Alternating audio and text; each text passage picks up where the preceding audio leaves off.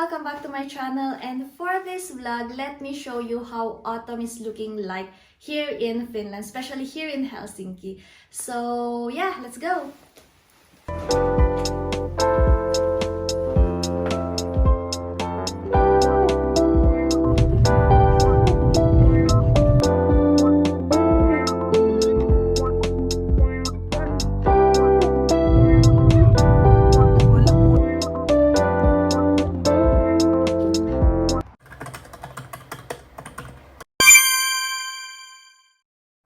So guys, andito tayo sa may parking lot na actually yung nasa likod ko is cementerio siya. Pero yeah, tingnan nyo.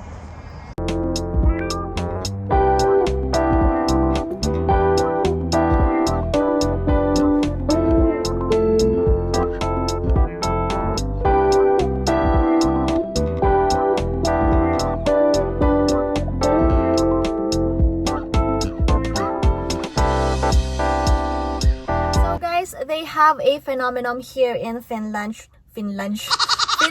which they call ruska. Kapag nag-change from summer colors to autumn colors, kapag nagiging brownish, reddish, may pagka-orange yung mga leaves, mga trees, ganyan.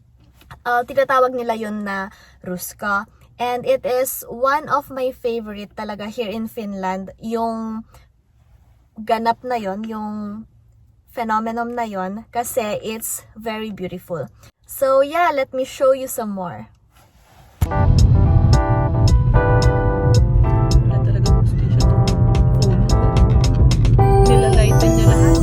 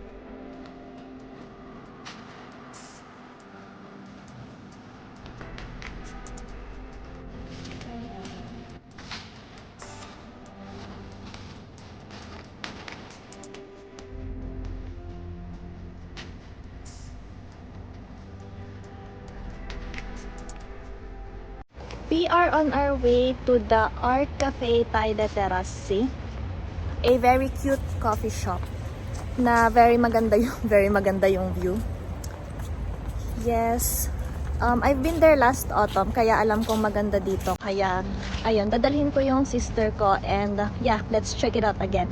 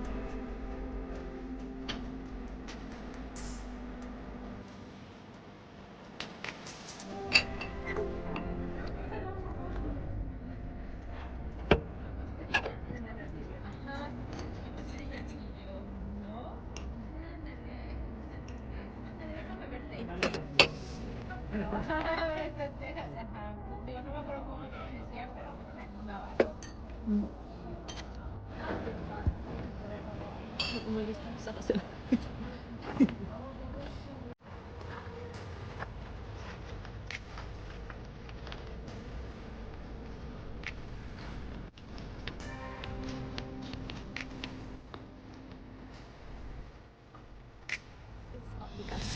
So we already left the coffee shop because it's already getting cold and getting dark.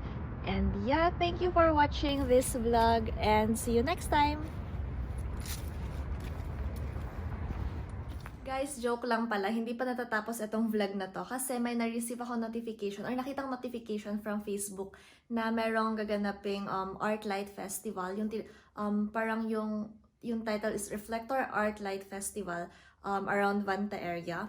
And since gusto ko talaga yung puntahan last weekend pa, pero dahil busy yung schedule and akala ko tapos na yung event, hindi namin napuntahan. Tapos nakita ko nga na itutuloy nila yung event ulit this weekend. So yeah, it sounds interesting. Kaya gusto ko talaga makita yung light festival na yon.